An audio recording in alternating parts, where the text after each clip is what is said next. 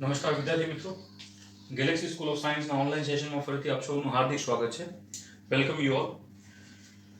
ધોરણ 12 માં આપણે એમ્પિયર સર્કિટલ લો અને એની બધી વસ્તુઓ વિચાર જોઈ હતી. હવે નેક્સ્ટ આપણે શું કરવા જઈ રહ્યા છીએ? આપણી પાસે એક દાખલો છે, ઉદાહરણ નંબર 4.5, બરોબર?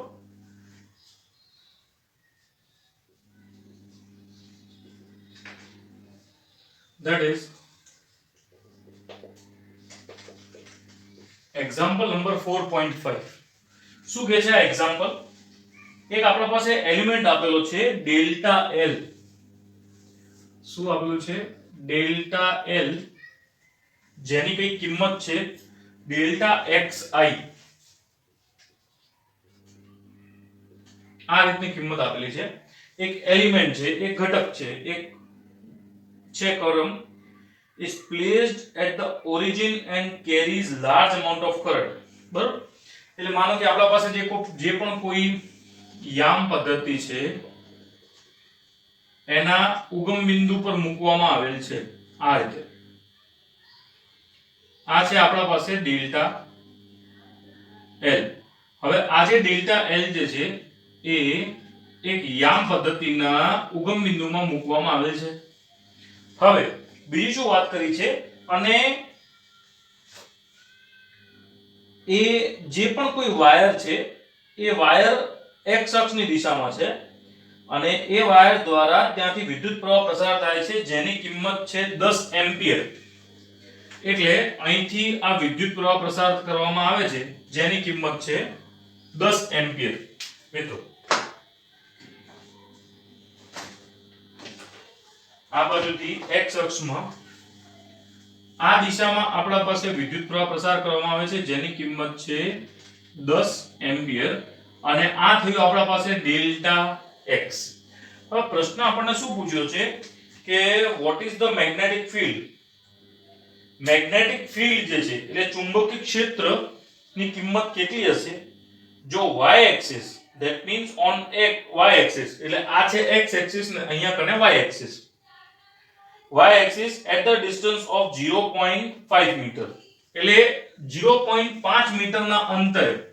હવે જો મિત્રો, જો આ દિશામાં વિદ્યુત પ્રવાહ જતો હોય તો અહીંયા ઉપરથી આમ બારે આવતો હશે, બરોબર? અંદર એટલે ક્રોસ, બારે એટલે ડોટ, રાઈટ? સો આપણે શું જોવાનું છે? અંદર કે બારે. ઓકે, સો અહીંયા કનથી ક્યાંક 0.5 મીટર પર, એટલે ક્યાંક અહીંયા આપણે જોઈ શકીએ છીએ આ બિંદુ પર જે કિંમત છે 0.5 મીટર. બરાબર છે મિત્રો?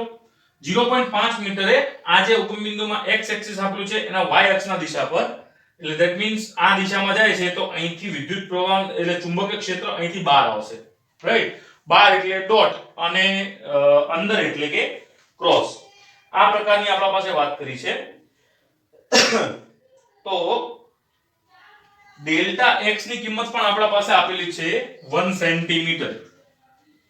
ડેલ્ટા x બરાબર 1 સેન્ટીમીટર ની વેલ્યુ થઈ, બરોબર? આ જે છે 1 સેન્ટીમીટર ની વેલ્યુ છે. હવે આપણે શું શોધવાનું છે? db શોધવાનું છે, ચુંબકીય ક્ષેત્ર. તો ચુંબકીય ક્ષેત્ર શોધવા માટેનું આપણા પાસે સૂત્ર, ધેટ ઇઝ શું આપેલું છે? db બરાબર mu naught upon 4 pi idl sin theta upon r square. આ આપણા પાસે એનું સૂત્ર છે db નું. આ શોધવાનું છે, રાઈટ? સો આની અંદર આપણા પાસે જે પણ કોઈ કિંમત આપેલી છે તે કિંમત આપણે મૂકી શકીએ છીએ. ખાસ કરીને ડેલ્ટા l બરાબર ડેલ્ટા x, જેને આપણે dl લખી શકીએ છીએ, જેની કિંમત છે 1 સેન્ટીમીટર, એટલે લખી શકાય 10⁻² સેન્ટીમીટર. બરોબર? આ બંને વચ્ચે આમ જોવા જઈએ તો આ છે dl અને આ છે r. આ શું છે? આ dl અને r. તો r અને dl વચ્ચે 90 અંશનો ખૂણો, તો sin 90 થાય છે 1.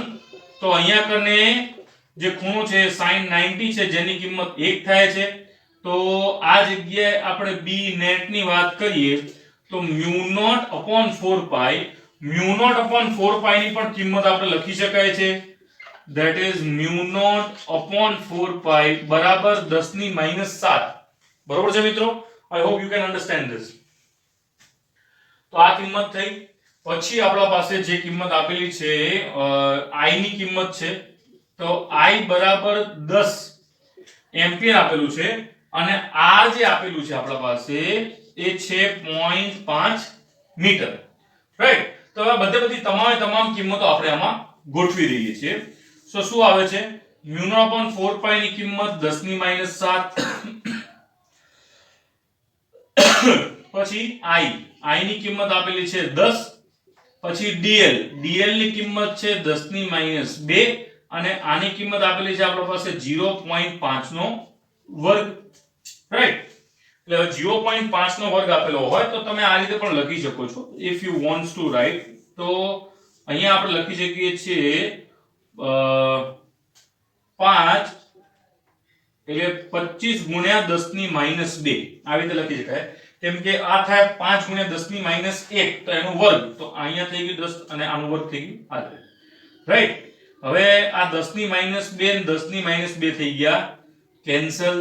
રાઈટ? અહીંયા આપણા પાસે આવે છે 10 ની -6 અને 1/25. 1/4 એટલે 0.4 ગુણ્યા 10 ની -6. 1 પોઈન્ટ આગળ ખસેડો. રાઈટ? તો 4 ગુણ્યા 10 ની -5 ટેસ્લા. રાઈટ? આ થયો આપણા પાસે આનું કિંમત 4 ગુણ્યા 10 ની -5 ટેસ્લા.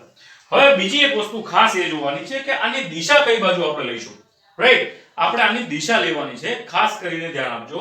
તો માનો કે આ જે છે એ છે x અક્ષ, આ y અક્ષ છે. હવે જુઓ મિત્રો, આ બાજુ વિદ્યુત પ્રવાહ પ્રસાર થાય છે અને અહીંથી આમ આપણે જોવાનું છે. આ જમણા હાથના અંગૂઠાનો નિયમ. આ રીતે આપણે જોવાનું હોય તો અહીંયાથી આમ બારે આવતું હોય તો આ બારે આવે, ધેટ મીન્સ વોટ, અહીંથી બહાર આવે છે એટલે આ દિશામાં બહાર આવે છે તો એ થાય z અક્ષ. એટલે અહીંયા કને લખી શકીએ છીએ આપણા પાસે k. બરોબર? તો આ તમારે ધ્યાન રાખવાનું છે. Thank you. તો વિદ્યાર્થી મિત્રો, આ તો આપણા પાસે એક દાખલો એક્સરસાઇઝ 4.5 નો. હવે આપણે ટોપિક પર આગળ ફરીએ તે પહેલા આપણે અત્યાર સુધીમાં સૌથી પહેલા આપણે જોયો બાયો સાવર્ટનો નિયમ, જેમાં જે આપણે આ સૂત્રના આધારે આપણે આ સોલ્વ કર્યું હતું. નેક્સ્ટ પછી હતું એમ્પિયર સર્કિટલ લો. હવે જે એમ્પિયર સર્કિટલ લો હતું એ શું હતું કે integration b.dl equals to mu0 I inside. Right? mu0 I inside માં I ની વેલ્યુ આપણે અંદરની તરફ રાખતા હતા, એટલે કે જે આપણે એમ્પિયર સર્કિટલ લૂપ લઈએ છીએ એની અંદરની તરફ આપણે I ની વેલ્યુ રાખતા હતા. પછી શું છે, ત્યારબાદ આપણે એમ્પિયર સર્કિટલ લો ના આધારથી એક કંડક્ટરની આ ચારે કોર આપણા પાસે એક સૂત્ર આવ્યું હતું કે એની બહાર અને એની અંદર આપણા પાસે કયા પ્રકારનું સૂત્ર આવે છે. પછી તેના પછી આપણે જોયું હતું પરિમિત લંબાઈ માટેનું સૂત્ર શોધ્યું હતું, જેની કઈ કિંમત હતી mu0/2 I/a sin θ1 plus sin θ2. ત્યારબાદ આપણે સોલેનોઇડ ની વાત કરી. સોલેનોઇડ કઈ રીતે હોય છે, એમાંથી ચુંબકીય ક્ષેત્ર કઈ રીતે પ્રસાર થાય છે, ચુંબકીય ક્ષેત્ર આપણને કઈ રીતે મળે છે તે હતું. પછી પરિમિત લંબાઈ માટેનું જે સોલેનોઇડ હતું એનું આપણે સૂત્રની તારવણી કરી હતી. એનું કઈક સૂત્ર હતું mu0 Ni/2 in bracket sin α1 plus sin α2. α1 અને α2 ના રિસ્પેક્ટમાં પણ હતું અને θ1 θ2 ના રિસ્પેક્ટમાં પણ હતું. θ1 θ2 આપણને cos θ ના રિસ્પેક્ટમાં મળતું હતું. રાઈટ? સો આ હતા અમુક પ્રકારના આપણા સૂત્રો કે જેને આપણે ધ્યાનમાં રાખવાના હતા. હવે નેક્સ્ટ આપણા પાસે આવે છે ટોરોઇડ. નેક્સ્ટ આપણા પાસે શું આવે છે?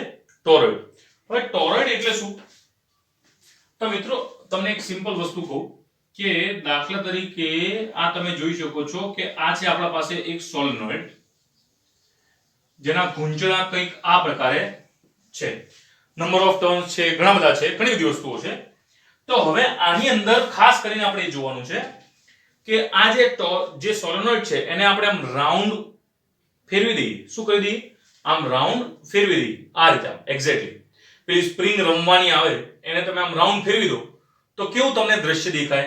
એને કહેવાય છે ટોરોઇડ. એને શું કહેવાય? ટોરોઇડ. તો આપણે ટોરોઇડ પર આગળ વધીએ.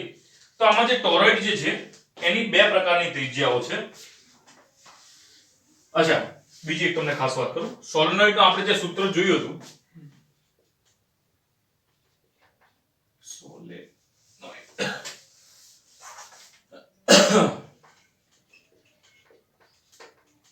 સોલેનોઇડ નું સૂત્ર હતું આપણા પાસે B = μ0 Ni. આ હતું સોલેનોઇડ નું સૂત્ર. હવે આપણે ટોરોઇડ પર આવીએ. તો ટોરોઇડ માટે માનો કે એક છે આ સર્કલ અને સમથિંગ બીજું છે આ સર્કલ. આ બંને એક સર્કલ જ છે.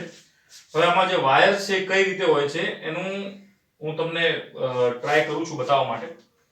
કારણ કે આમાં જે શું કર્યું, આપણે સોલેનોઇડ ના વાયર જે પણ હતા એને આપણે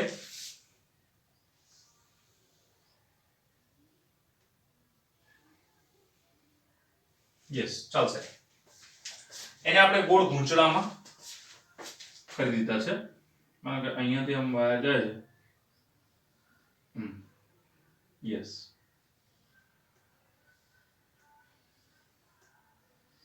આ છે વાયરના ટર્નિંગ્સ કે અહીંથી બહાર નીકળી અને અહીંથી આમ અંદર જતું રહે છે. અને આ એના બંને ત્રિજ્યાઓના આધારે છે.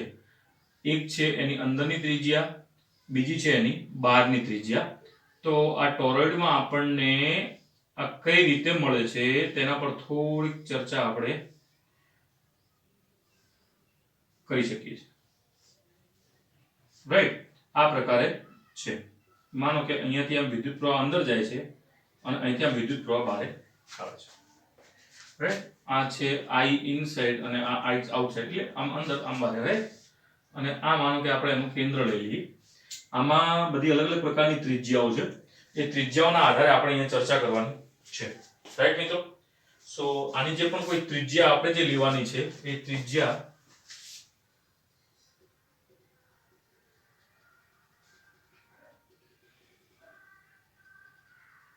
yes, I hope you can see this. અને આ છે R. રાઈટ, આ પ્રકારની આકૃતિ હોય છે ટોરોઇડની. તમે જોઈ શકો છો અહીંયા, તમને કદાચ આઈ હોપ ક્લિયર થઈ જાય. સો આ જે આકૃતિ છે આના આધારે આપણે શોધવાનું છે ટોરોઇડ શું છે કે એ solenoid is bend in the form circle. એટલે કે જો સોલેનોઇડને એક ગોળાકારમાં વાળવામાં આવે અને તેના બંને છેડાઓને જોડી દેવામાં આવે, જ્યાંથી ખાલી બે તાર બહાર કાઢવામાં આવે, એકમાંથી વિદ્યુત પ્રવાહ પ્રસાર થઈને અંદર જાય ને એકમાંથી બહાર આવે. રાઈટ, સો આને કહેવાય છે ટોરોઇડ. હવે આ ટોરોઇડને સોલ્વ કરવા માટે આમાં જે ચુંબકીય ક્ષેત્ર જે છે એ ફાઇન્ડ આઉટ કરવા માટે આપણે શું કરવું પડશે? એમ્પિયરનો સર્કિટલ લો નો ઉપયોગ કરવો પડશે.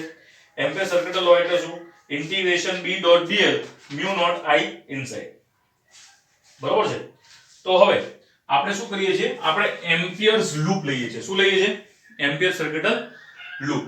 હવે એમ્પિયર સર્કિટલ જે લૂપ લઈએ છીએ તો આમાં તમે એક વસ્તુ જુઓ કે માનો કે અહીંયાથી આ વિદ્યુત પ્રવાહ આમ ગયો અને અહીંથી આમ બહાર આવે છે ને અહીંયા અંદર જાય છે. અહીંથી બહાર આવે અહીંયા અંદર જાય, અહીંથી બહાર આવે અહીંયા અંદર જાય, અહીંથી બહાર આવે અહીંયા અંદર જાય, અહીંથી બહાર આવે અહીંયા અંદર જાય. એ રીતનું થાય છે. રાઈટ, તો આપણે એક ખાલી બીજી આકૃતિ બનાવી કે એકમાંથી વિદ્યુત પ્રવાહ જે છે એ અંદરવાળામાંથી બહાર આવે છે અને આમાં અંદર જાય છે.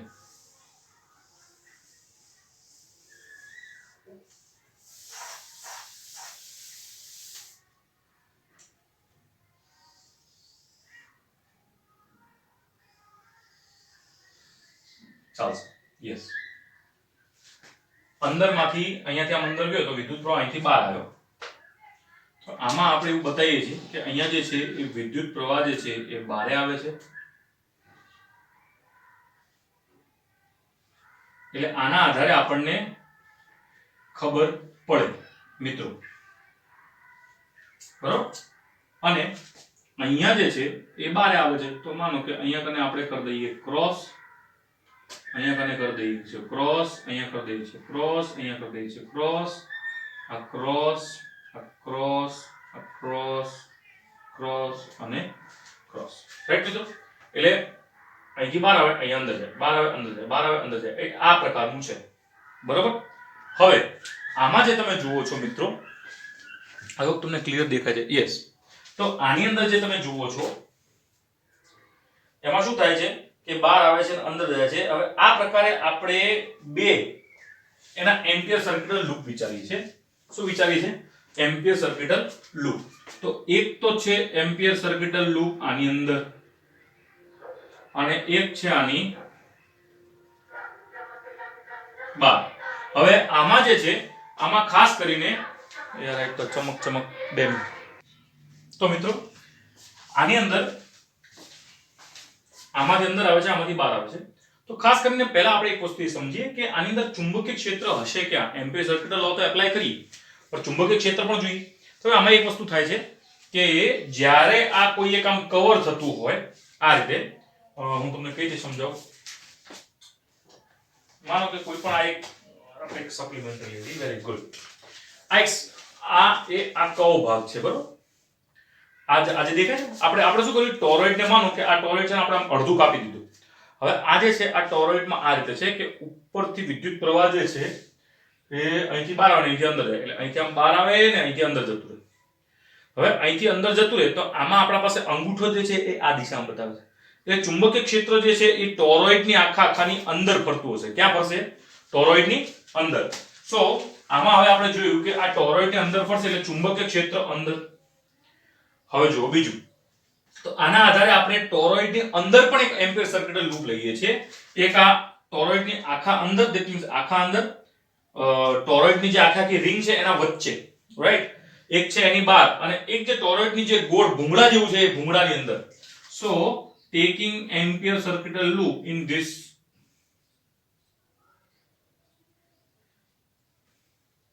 બરોબર. accordingly to the textbook આપણે જોવા જઈએ તો આને લઈએ છે R1, આને લઈએ છે R2 અને આને લઈએ છે R3. જો દેખાતું છે તમને, આ ઘડિયાળ જેવું ના વિચારતા, this is not a clock. આ R1 આના માટે R2 ને આના માટે R3. ઓકે. હવે ખાસ કરીને મોસ્ટ ઇમ્પોર્ટન્ટ પોઈન્ટ, તો સૌથી પહેલા પ્રથમ R3 જે છે આના માટે આપણે એમ્પિયર સર્કિટલ લૂપ એપ્લાય કરીએ. તો એમ્પિયર સર્કિટલ લૂપ એપ્લાય કરો તો integration B.dl equals to mu naught I inside. હવે ખાસ કરીને આની અંદર તમે dl તો વિચારી લો પણ ચુંબકીય ક્ષેત્ર ક્યાં? કારણ કે ચુંબકીય ક્ષેત્ર તો આની અંદર જાય છે. Condition number first. Condition number second કે અહીંયા કને જોવા જોઈએ તો આની અંદર છે current.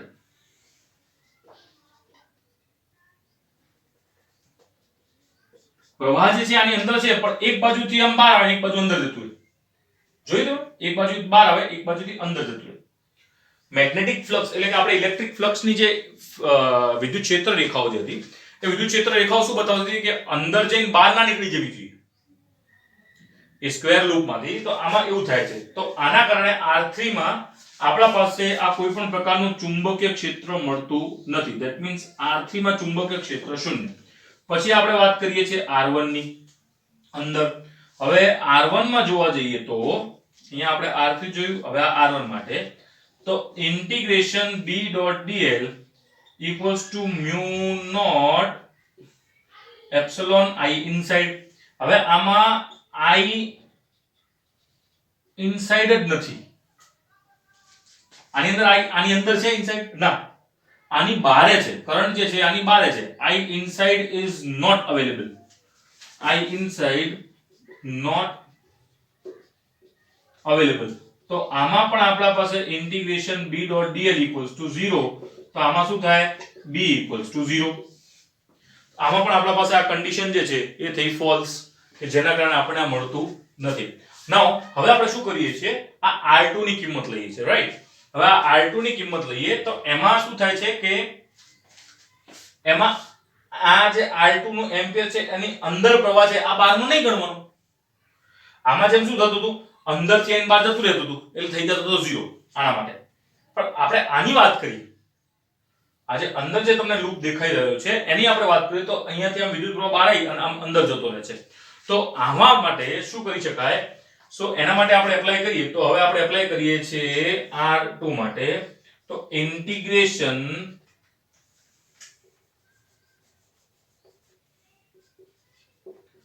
B.dl mu naught I inside. I inside તો છે જ આપણી પાસે, રાઈટ. સો ઇન્ટિગ્રેશન B. હવે અહીંયા આપણા પાસે જે L આવે છે એ શું આવે છે? R2. તો અહીંયા આપણે લખી શકીએ છીએ 2 પાઈ r2 બરાબર મ્યુ નોટ i. બરોબર છે? યસ. હવે આની અંદર બીજી એક વસ્તુ છે કે આમાં આપણા પાસે નંબર ઓફ ટર્ન્સ આપેલા છે. શું આપેલું છે? Number of turns. એટલે અહીંયા આપણે નંબર ઓફ ટર્ન્સ જે છે એના સાથે મલ્ટીપ્લાય કરશું. તો નંબર ઓફ ટર્ન્સ સાથે મલ્ટીપ્લાય કરીએ integration b 2 pi r2 equals to mu naught capital N I. Capital N number of turns. હવે આને નીચે લઈ લઈએ તો b is equals to integration b, that will be b. આપણે integration dl નું કરીએ છીએ, b તો સિમ્પલ એમ નું મળે છે. તો integration b mu naught capital N I upon 2 pi r2. આ આવ્યું ટોરોઇડનું સૂત્ર.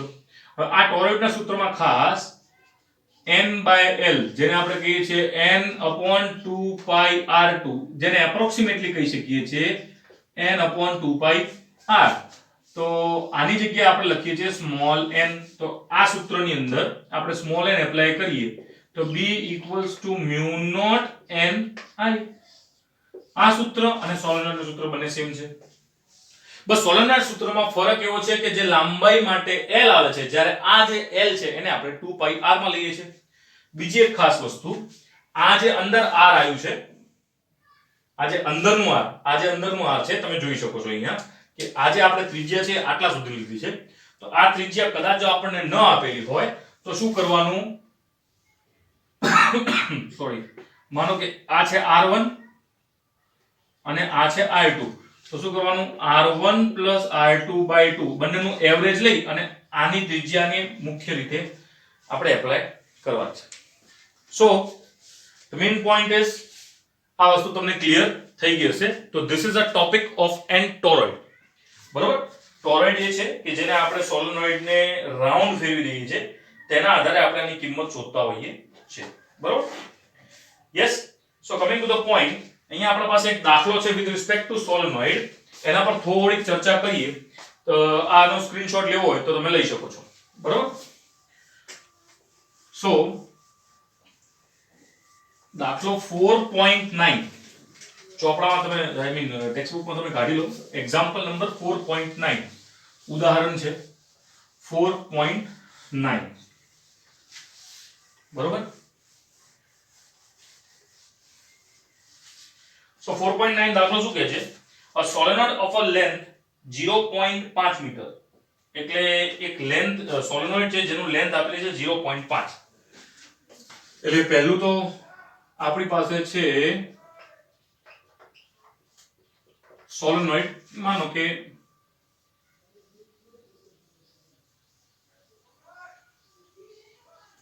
Something like this. આ છે સોલેનોઇડ જેમાં L ની કિંમત આપેલી છે 0.5.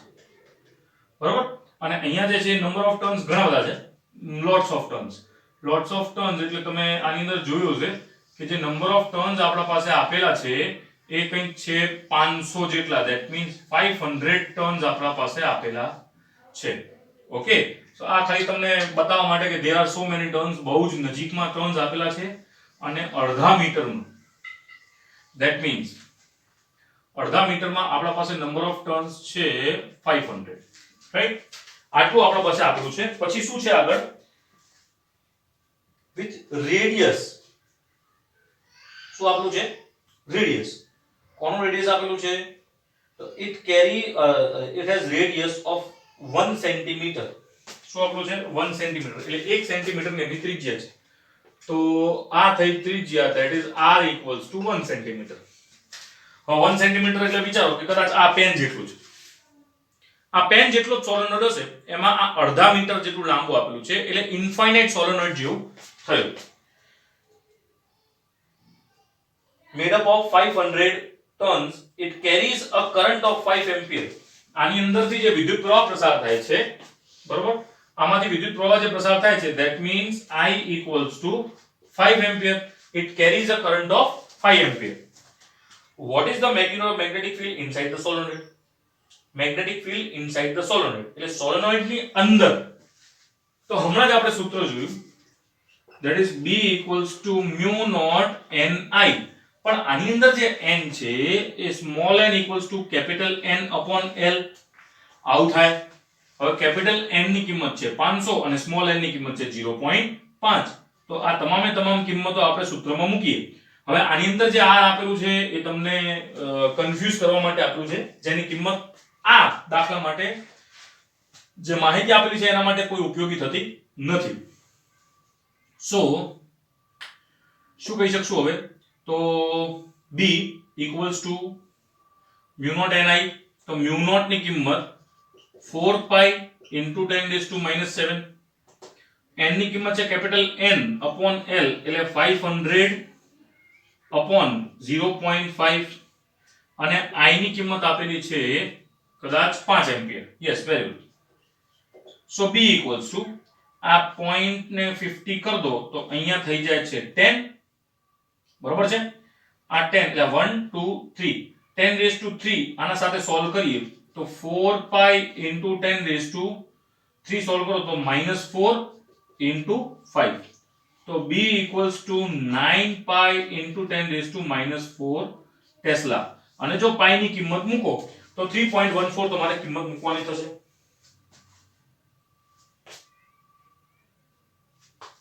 Sorry, I hope I had not made any mistake. 4 pi into 10⁻⁴ yes 4 into 5 બરોબર છે. તો આની કિંમત તમે એપ્લાય કરશો તો તમારી પાસે જે કિંમત આવે છે that value is 6.28 into 10⁻³ tesla. બરોબર? મેં ડાયરેક્ટ આન્સર કર્યો, તમે કેલ્ક્યુલેશન જોઈ લેજો. તો this was example number 4.9. બરોબર છે મિત્રો? સો આ હતા આજે બે એક્ઝામ્પલ કર્યા છે આપણે. ત્યાં સુધી તમારે એક કામ કરવાનું છે. 4.6 4.7 બરોબર અને 4.8 આ ખાસ કરીને જોવાનો છે. 4.8 પ્રકારનો જે દાખલો છે એ આપણે જોઈ લીધો છે. એમ્પિયર્સ માં પેલું કંડક્ટર વાળું જે આવ્યું હતું ખાસ કરીને એ જ છે એ દાખલો 4.8. બરોબર? એમ્પિયર સર્કિટલ લો એમાં જે આપણે પેલું કંડક્ટર વાળું જોયું હતું સેમ ટુ સેમ આ જ દાખલો છે. બીજો કોઈ અલગ પ્રકારનો દાખલો નથી. એક વખત તમે ચેક કરી લેજો.